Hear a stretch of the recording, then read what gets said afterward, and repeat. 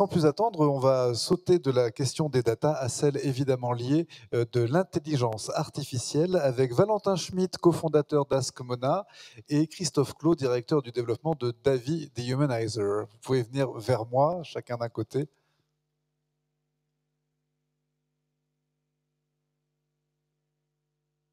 Faites pas de manière. Allez-y. Donc voilà, l'intelligence artificielle, tout à l'heure, effectivement, on a parlé d'intelligence assistée.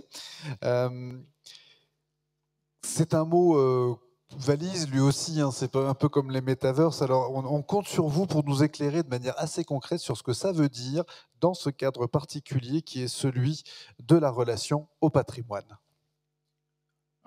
Je vais commencer. Si vous voulez, pour définir l'intelligence artificielle, j'aime bien dire que cette question est aussi large que si on vous demandait de définir ce que c'est que l'informatique.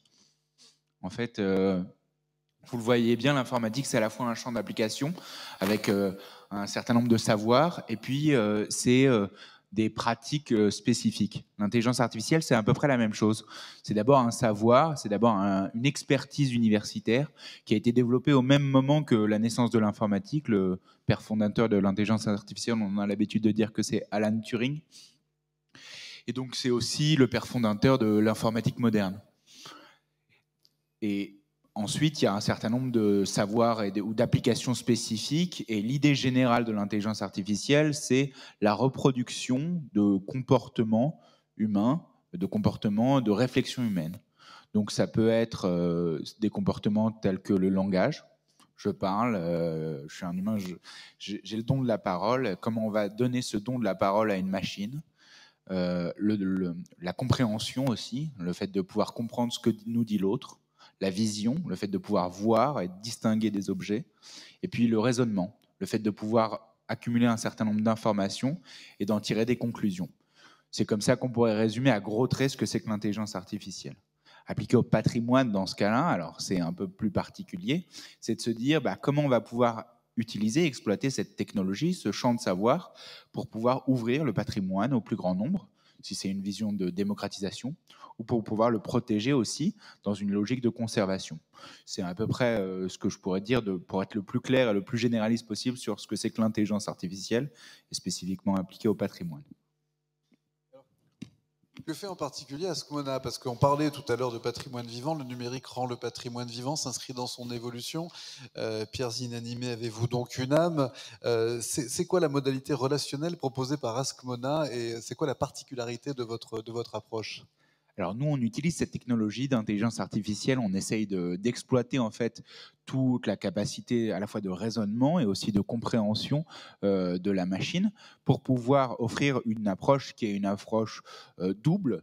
D'abord, une approche d'information des publics, donc ouvrir les publics à l'information sur l'accessibilité aux lieux de patrimoine, quand est-ce qu'il va être ouvert, quel type d'activité il va proposer, et puis une approche de médiation aussi, c'est-à-dire de faire découvrir les richesses symboliques cette fois de ce lieu de patrimoine. Et on travaille avec des musées, des monuments et des lieux de patrimoine en général pour pouvoir ouvrir en fait ces lieux de patrimoine à travers un outil, on en parlera peut-être un peu plus ensemble, qui est celui du chatbot. Alors le chatbot, c'est un agent conversationnel qui vient mimer une conversation comme si c'était une conversation que vous auriez pu avoir avec un humain.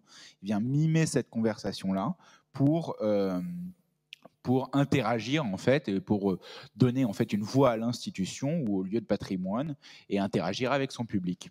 Et donc c'est un peu comme ça qu'on a développé nos activités chez Askmona. Une sorte de médiateur virtuel. Alors on posera la question évidemment, où est le guide humain, où est le médiateur, comment s'articulent ces deux présences finalement, la présence de Mona on va dire, et la présence des médiateurs du patrimoine qui sont sur le terrain et sur les territoires. Alors ça fait partie d'un des enjeux que nous on aime beaucoup soulever. On a trois grands principes chez Askmona pour essayer de développer nos outils. Notre premier principe, c'est justement celui de la complémentarité entre l'homme et la machine. Aujourd'hui, il y a un certain nombre de tâches que peut produire un chatbot, qui sont des tâches assez répétitives. Répondre si le lieu est ouvert ou fermé, par exemple, c'est une tâche qui peut être très répétitive pour des agents humains, et un robot peut tout à fait répondre à ce type de tâche-là. En revanche, si on arrive à dégager en fait le temps de l'agent d'accueil là-dessus pour qu'il vienne faire des activités plus de médiation et d'accompagnement très spécifiques, eh ben, on a gagné en fait dans notre mission, et on a permis d'avoir cette complémentarité. Il y a une image que je prends souvent, c'est celle de se dire, on peut imaginer le futur comme Terminator ou comme Iron Man. Terminator, c'est le robot qui viendrait détruire l'humanité ou remplacer l'humanité, et Iron Man, c'est l'armure qu'on vient mettre sur soi. Eh ben, l'intelligence artificielle, elle a ce rôle-là. On peut l'utiliser soit pour se dire ça va être une destruction d'emplois, soit on peut se dire ça va être une augmentation en fait des emplois humains. Et notamment dans le patrimoine, si on peut se dire que l'intelligence artificielle peut servir d'armure ou de surcouche pour faire des agents du patrimoine des Iron Man, moi je serais heureux. Quelles sont les institutions ou les lieux patrimoniaux qui ont déjà fait ce choix aujourd'hui dans vos références? Alors nous, on travaille avec des grands musées comme la Fondation Louis Vuitton, le Grand Palais, mais également des lieux, des territoires. Alors on travaille avec la ville de Cabourg, notamment sur un parcours autour de la Belle Époque et Marcel Proust.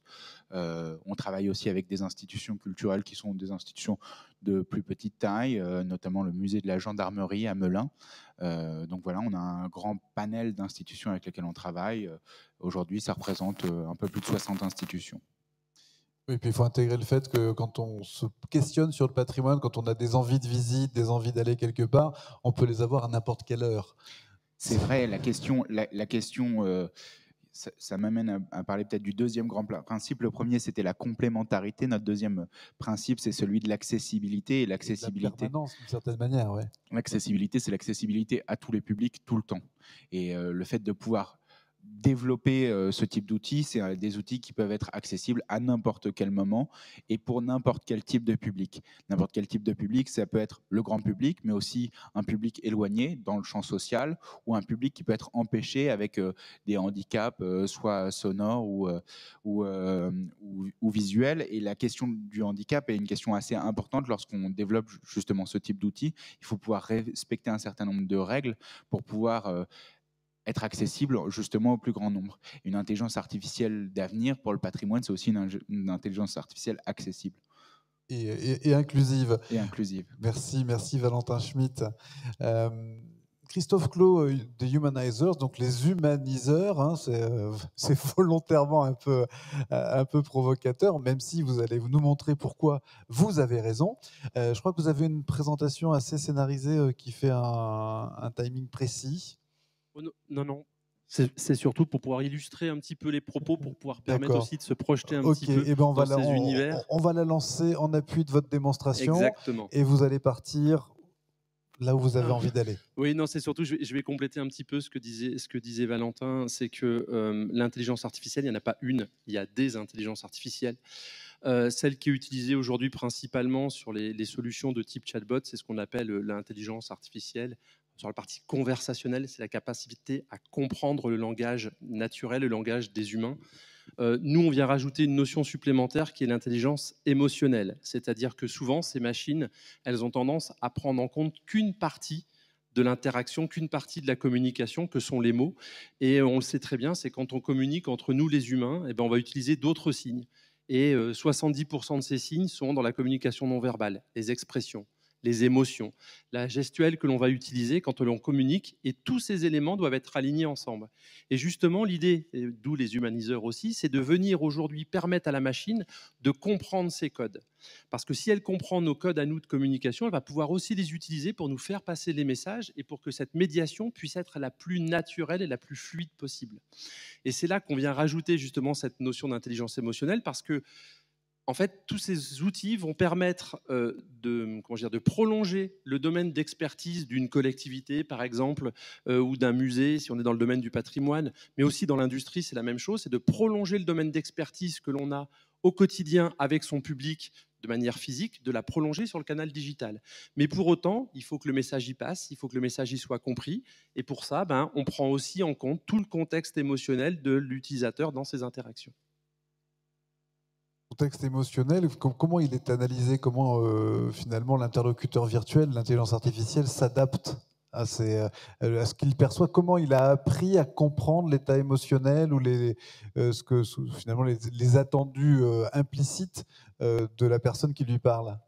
Alors tout ça, c'est plutôt un travail de psychologue, de psychologie, puisque justement, on va reproduire, on va prendre l'analyse qui est faite aujourd'hui dans le comportement de la communication des humains et on va l'adapter à la machine. C'est-à-dire que sur la partie de la détection, il y a deux choses. Il y a d'un côté la détection, c'est-à-dire être capable d'identifier une émotion, un sentiment. Alors ça peut se faire à travers les mots qui seront utilisés. Le vocabulaire, oui. Le vocabulaire, exactement. Ça peut se faire à travers la prosodie, le ton de la voix. Ça peut se faire si on a une caméra et qu'on est filmé en fonction des expressions de son visage. Donc tout ça, on va utiliser ces éléments. Donc nous, personnellement, chez Devi, on ne capte pas. On utilise des outils qui sont faits pour ça et capter.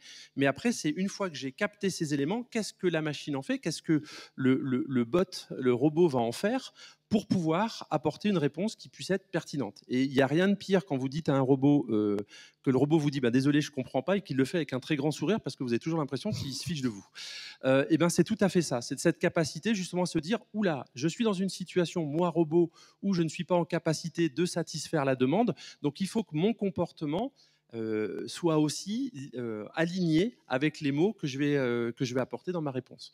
Donc c'est vraiment cette capacité à dire j'ai identifié un état émotionnel et comment je vais pouvoir raisonner sur cet état émotionnel pour proposer une réponse qui soit en adéquation, une réponse non verbale, pardon, qui soit en adéquation avec la réponse verbale. C'est-à-dire que ces robots-là ils ont des attitudes qui s'adaptent de manière permanente. Alors comment vous faites? Vous les entraînez? En fait, c'est du machine learning, comme on dit? Moi, je vais parler pour Asmona, mais je pense que c'est un peu la même chose chez David. L'idée, c'est de pouvoir créer des machines intelligentes, et donc du coup, c'est une somme d'entraînement. Évidemment, le machine learning, c'est d'abord de l'entraînement à partir d'un certain nombre de données. C'est des données qui peuvent être humaines, donc il y a des interactions humaines qui viennent entraîner ces machines-là. Nous, on a une particularité chez Asmona, c'est que on fédère en fait l'entraînement entre tous les différents robots qui ont été créés. Donc, vous avez une conversation, par exemple, avec le Grand Palais, ça va entraîner le chatbot de la Fondation Louis Vuitton, qui va entraîner le chatbot du Mémorial de Caen, qui va entraîner. Équipe, quoi. Et voilà, ils forment une grande équipe et ça crée aussi une base de données, de connaissances qui est en permanence élargie. Et à chaque fois que vous avez une conversation avec un robot que nous avons développé, ça vient entraîner tous les autres robots. Après, ils ont chacun leur spécificité. Et évidemment, il y a des contextes particuliers. Je pense que la question de l'intelligence émotionnelle, c'est aujourd'hui primordial pour pouvoir capter ce que c'est qu'une interaction. Tu le dis très bien, en se disant qu'un grand sourire, en disant qu'on n'a pas compris la question, c'est pas la bonne façon de procéder. C'est pas recevable. Et c'est de moins en moins recevable. On a été éduqué à une ère de taper 1, taper 2 sur les standards téléphoniques. On a besoin d'une réponse dans l'info tout de suite, quoi. Et d'une information pertinente avec cette tonalité-là. Donc je pense que... C'est exactement ça. C'est qu'en fait, on passe aujourd'hui d'une ère du résultat, enfin de l'Internet, de la recherche et du résultat, où on va avoir des moteurs de recherche qui vont vous afficher des tonnes et des tonnes de résultats, où il va falloir encore aller farfouiller à l'intérieur pour trouver. C'est exactement ça. Voilà, c'est exactement ça. On passe au web de la réponse, où c'est maintenant, tout de suite, une réponse instantanée et pertinente. C'est-à-dire qu'il faut aussi qu'elle soit, et dans la mesure du possible, personnalisée. Alors, dans la limite de ce que sont capables de produire les robots, parce que ça ne reste que des machines, elles ne savent pas tout sur tout, mais au moins qu'elles puissent justement soulager l'humain dans des tâches, c'est ce que disait tout à l'heure Valentin, des tâches très répétitives, très ingrates, et là où l'humain va pouvoir se concentrer sur des tâches à plus forte valeur ajoutée. Et pour ce faire, nous, on sort aussi un petit peu ces agents conversationnels, ces robots. C'est pour ça que j'ai mis quelques illustrations, parce qu'on a toujours l'habitude de voir le chatbot comme la petite fenêtre en bas de son écran de PC. Et là, aujourd'hui, nous, on travaille sur des dispositifs où on veut rétablir un schéma de communication naturelle entre un émetteur et un récepteur. Donc aujourd'hui, 2 humains, c'est 2 personnes, échelle 1, les yeux dans les yeux, même s'il y a quelques tailles qui varient un petit peu d'une personne à l'autre, mais c'est un peu le principe. Donc l'idée, c'est de les sortir justement de ce genre de dispositif et de les présenter de manière comme on pourrait avoir un agent d'accueil à l'entrée d'un site de visite, comme on pourrait avoir un conseiller en séjour touristique dans un office de tourisme, ou comme on a pu le faire dernièrement à travers des hologrammes, par exemple, qui vont pouvoir conter ou raconter une histoire et qu'on va pouvoir interroger aussi, où on n'est plus simplement spectateur, mais où on est aussi acteur puisqu'on va pouvoir interroger ces systèmes. Moi, je voulais rebondir sur ce que tu as dit sur l'Internet de la recherche à l'Internet de la réponse. Et il y a un lien très fort avec le patrimoine, justement. Parce que l'attitude générale de médiation dans la culture et dans le patrimoine, ça a été souvent une attitude assez descendante d'un contenu qui était un contenu scientifique qui venait être apporté au public et au grand public. Et aujourd'hui, on se rend compte que de plus en plus, le public vient chercher son information, l'information spécifique à sa personne et à sa situation particulière. Et donc, l'idée de se dire qu'on passe aussi d'un patrimoine qui est un patrimoine ou en tout cas d'une médiation patrimoniale qui était une médiation de contenu imposé par le haut, descendant, ce qui était un musée dans les années 50, par exemple, on passe de ce schéma-là à un patrimoine et une médiation patrimoniale de questions et d'interactions. Et je pense que ce qu'on essaie de faire avec les chatbots, mais il y a plein d'autres dispositifs qui le font, il n'y a pas forcément que des chatbots, c'est aussi ce lien et cette interaction-là avec le public et essayer de trouver la bonne réponse, la bonne interaction avec la personne particulière qui va la demander. Des robots et des visiteurs en quête de relations. Finalement, et d'un traitement personnalisé. On le voit aujourd'hui dans le tourisme, qui est un tourisme d'expérience. De plus en plus, l'exigence est là, voire même d'aller voir ce que les autres n'ont pas vu ou n'ont pas encore vu. Même question qu'à Valentin. Aujourd'hui, on peut trouver vos robots dans quelles institutions, sur quel territoire? Alors, nous, on vient du domaine de l'industrie plutôt. Donc on a beaucoup de références, notamment dans tout ce qui est la santé, l'industrie automobile, la banque, l'assurance, mais il y a très très longtemps. Et c'est vrai qu'aujourd'hui, nous, l'intérêt, c'est de servir l'usager. C'est-à-dire, c'est comment nos solutions vont pouvoir permettre à nos clients d'apporter un vrai service aux usagers.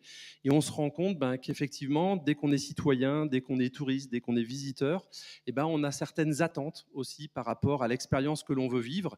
Et c'est une expérience qui est toujours un peu difficile. Donc du coup, là, on commence à travailler avec des collectivités. Donc par exemple, sur des sites d'accueil, par exemple la préfecture du Doubs, comment on va accueillir les services publics, comment on va accueillir les visiteurs sur les services publics. Dans le domaine du tourisme, on est en train de déployer des bornes d'information avec notre conseillère numérique en séjour touristique sur le département de la Nièvre aussi, ou à bord des bateaux de la compagnie Brittany Ferries.